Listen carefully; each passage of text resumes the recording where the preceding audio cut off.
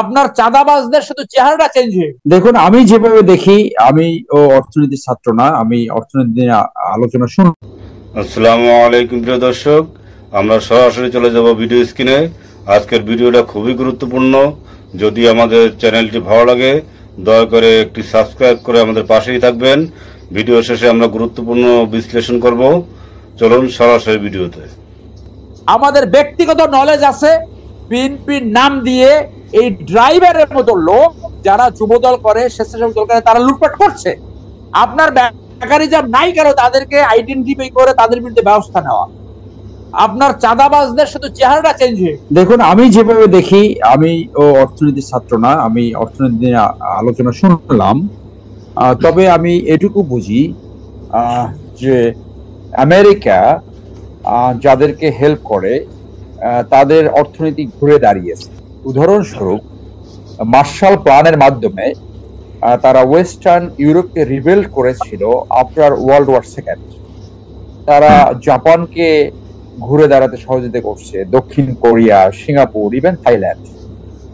এবং তাদের সাথে যাদের সহযোগিতা ছিল তারা সুশাসন, ন্যায় বিচার এবং অর্থনীতিতে ভালো করছে।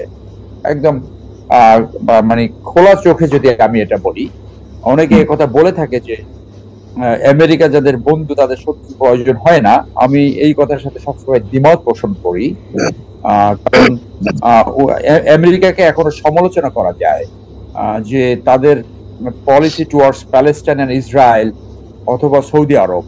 সো এইটা বাদে বাকি সব জায়গা, যখন আপনার লিবিয়ার গাদ্দাফি নিজের দেশের মানুষকে কুত্তা, বিড়াল, ছাগলের সাথে তুলনা করলো, দিস ইজ দ্য ওয়েস্টার্ন পাওয়ার, সে যা তাদেরকে রক্ষা করেছে। আর নাহলে তারা বুজরাট করে ফেলতো। আপনার যখন বসনিয়া হার্জেগোভিনাতে মুসলমানরা যখন নিধন হচ্ছিল সার্বদের হাতে, তখন তাদেরকে কে রক্ষা করেছিল? এটি তো ওয়েস্টার্ন পাওয়ার।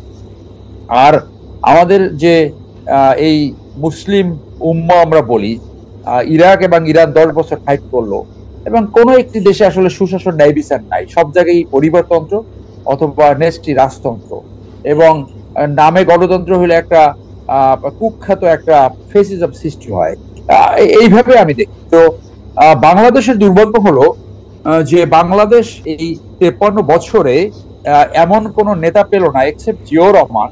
জিয়াউর রহমান যদি শহীদ না হতো, উনি কতটুকু ডেমোক্রেসি চর্চা করতে পারতেন অথবা কিভাবে সেইটা কন্টিনিউ করতেন, তবে তাকে সাধুবাদ ওখানে দেওয়া যেত যে তিনি যদি বেনোভেলেন্ট অটোক্রেট হতেন তাহলে মানুষ তার সাথে থাকতো এবং বাংলাদেশ আজকে এই জায়গায় পড়তে হতো না যে এই 5ই আগস্ট 1000 মানুষের মৃত্যু হতো না, যে একটা ক্ষমতা পরিবর্তন অথবা একটা বিপ্লবকে সফল করার জন্য।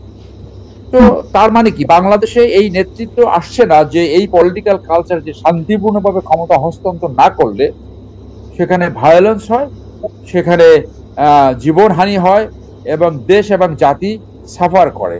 এটা তো প্রতিষ্ঠিত সত্য। সো ওই নেতৃত্ব আসে না। একজন এসে বলো তার বাবার দেশ। এই সমস্ত কারণে আমাদের এই পলিটিক্যাল কালচারটা একটা দাসত্বমূলক একটা পলিটিক্যাল কালচার সৃষ্টি হয়েছে, যে কিছু মানুষ আছে অটোমেটিক দাসত্ব মেনে নেয়, যে দাসত্বই যেন তাদের ওয়ে অফ লাইফ। এবং এই যে নেস্টি পলিটিক্যাল লিডার্স, তারা এই দাসত্বকে লালন করে, পালন করে এবং আলটিমেটলি দেশের ক্ষতি করে। সেইখানে এই যে বিপ্লবটা ঘটলো, এই বিপ্লবকে আমি এভাবে দেখি যে তাদের যে এজেন্ডা, যে অবজেক্টিভস একদম পরিষ্কার। কি অবজেক্টিভস? সেটা হলো যে বাংলাদেশে এমন একটি রাজনৈতিক বন্দোবস্ত যেখানে আর কোনোদিন স্বৈরতান্ত্রিকতা ফেরত না আসে, লুটেরা তন্ত্র ফেরত না আসে, মাফিয়া তন্ত্র সৃষ্টি না হতে পারে, যে এই দুর্বৃত্তেই তো রাজনীতি, সেইটা যাতে শেষ হয়। এবং সেইখানে বলা হয়েছে যে এই বিপ্লবের উদ্দেশ্য সাধন করার জন্য যারা সরাসরি স্বৈরতান্ত্রিকতার সাথে জড়িত, ফেসিস্টের দোসর এবং সরাসরি ডাইরেক্টলি অথবা ইনডাইরেক্টলি যারা বেনিফিটেড পেয়েছে, তো যারা এই ফেসিস্টের যে প্রেতাত্মা, যারা দোসর, এবং যারা ডাইরেক্ট এবং ইনডাইরেক্ট যারা বেনিফিট পেয়েছে তারা কিন্তু বহল তবিয়তে এখনো রয়েছে। যে আজকে বাংলাদেশের যে একটা উপনিবেশবাদের একটা আমলাতন্ত্র সৃষ্টি হয়েছে, আপনি যে এখানে as a public citizen of the country, you are the owner of this country as per the constitution, যদি এই কনস্টিটিউশন বাতিল করা উচিত বলে আমি মনে করি, তো আপনি যাবেন, দেখবেন, আপনার সাথে দেখা করবেন ওনার সুইট উইল, অর্থাৎ গণমুখী আমলাতন্ত্র আমরা এখন পর্যন্ত সৃষ্টি করতে পারিনি। আমি সেদিন একটা এখানে একজন সিনিয়র অফিসার কাছে গেলাম, যে আমার কার্ড দিলাম, ওনার 7 দিনে আমার সাথে দেখা করার সুযোগ হয় নাই। তো আমার মতো মানুষ যদি দেখা করার সুযোগ না পাই, তাহলে সাধারণ মানুষের কি হয়? তো আপনি দেখেন তো এই যে প্রেতাত্মা এগুলো তো রয়ে গেছে, তাহলে এখান থেকে আপনি এইগুলোকে কারেকশন কিভাবে করেন? কারেকশন করার উপায় হলো যে তারা যে 6 বা 7 লেয়ার প্রেতাত্মা রেখে গেছে, এই প্রথম ফার্স্ট ফেজে যারা টপ প্রেতাত্মা যেগুলো, সেইগুলোকে সরাতে হবে। এরপরে second layer, third layer, fourth layer. বাংলাদেশে 18 কোটি মানুষ, এই 18 কোটি মানুষ আমি একটু প্রশ্ন রেখে দিই। এই প্রশ্নটি এবং এই পরামর্শটি গত কয়েক সপ্তাহ যাবত সরকারকে দিচ্ছে, কিন্তু এটাকে কোনোভাবে কর্ণপাত করছে না, এরকম কিছু নজির দেখা যাচ্ছে। কেন করছে না, কি কারণ বলে মনে করেন? আমি ওখানে আসছিলাম যে আমরা মিলিটারিতে দেখেছি লং কোর্স আছে, শর্ট কোর্স আছে। অফিসারদের যখন যুদ্ধের সময় প্রয়োজন হয়েছে, তখন আপনার 4 সপ্তাহ ট্রেনিং দিয়ে, 6 সপ্তাহ ট্রেনিং দিয়ে তাদেরকে দায়িত্ব দেওয়া হয়েছে। তো আজকে এই যে পুলিশ বাহিনীর অসহযোগিতা, অর্থাৎ ঘুষ ভিত্তিক যে একটা আমলাতন্ত্র, মাফিয়া তন্ত্রের আমলাতন্ত্র, যে সার্ভেন্ট অফ দ্য পিপল তারাই মাস্টার অফ দ্য পিপল হয়ে দাঁড়াই যায়, এই জিনিসটা আপনি কিভাবে ঘুরে দাঁড়াতে পারেন? যে দাঁড়াতে পারেন এইভাবে, আপনি আমাদের বেকার সমস্যা হাইয়েস্ট, এবং ইউনিভার্সিটি ছেলেদের, শিক্ষিত ছেলেদের বেকার সমস্যা 12%। আপনি তাদেরকে শর্ট ট্রেনিং করে, রিক্রুট করে এই বেকার তাদেরকে সরান, হাইজট করেন, গণমুখী একটা আমলাতন্ত্র আপনি সৃষ্টি করেন। সেই জায়গায় আপনার সেই প্ল্যান এবং পরিকল্পনা লাগবে। কিন্তু আমি যেমন মামুন ভাই যেমন বলছে, আমিও সমালোচনা করব, সর্বাত্মক সহযোগিতা করব, আবার সমালোচনা করব এই গ্রামীণ এবং এনজিও যে ইন্টারিম গভর্নমেন্ট হয়েছে, এইটাকে ইন্টারিম গভর্নমেন্টের নামটা পরিবর্তন করতে হবে। এইটাকে বিপ্লবী গভর্নমেন্ট, বিপ্লব, এইটা রাজনৈতিক বন্দোবস্তে কিন্তু ইন্টারিম গভর্নমেন্ট হয় নাই। আপনি যখনই ইন্টারিম গভর্নমেন্ট বলে, তখন এই পলিটিক্যাল পার্টি নেতারা বলে আপনার দায়িত্ব শুধু নির্বাচন করা এবং রুটিন কাজ করা। তো এইটা নাম চেঞ্জ করতে হবে। এবং শুরুতেই দরকার ছিল আপনার সংবিধানটাকে বাতিল করা। স্বৈরতন্ত্রের সংবিধান, যে সংবিধান স্বৈরতান্ত্রিকতা সৃষ্টি করে, সেই সংবিধান দিয়ে তো আপনি বিপ্লবের উদ্দেশ্য সফল করতে পারবেন না। আপনার বিপ্লব যখন সফল হয়, সেইটাই জনগণের সবচেয়ে ম্যান্ডেট।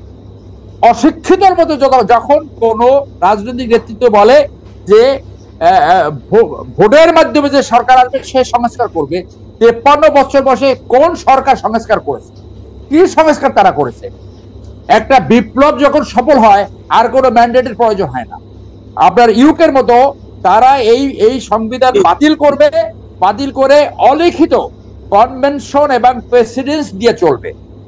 এরপরে তারা কনস্টিটিউশন অ্যাসেম্বলি করবে, গণপরিষদ করবে, গণপরিষদ করে বিপ্লবের আকাঙ্ক্ষা পূর্ণ হয় সেই কনস্টিটিউশন রচনা করবে। সেই কনস্টিটিউশনের আওতায় আপনার নির্বাচন হবে।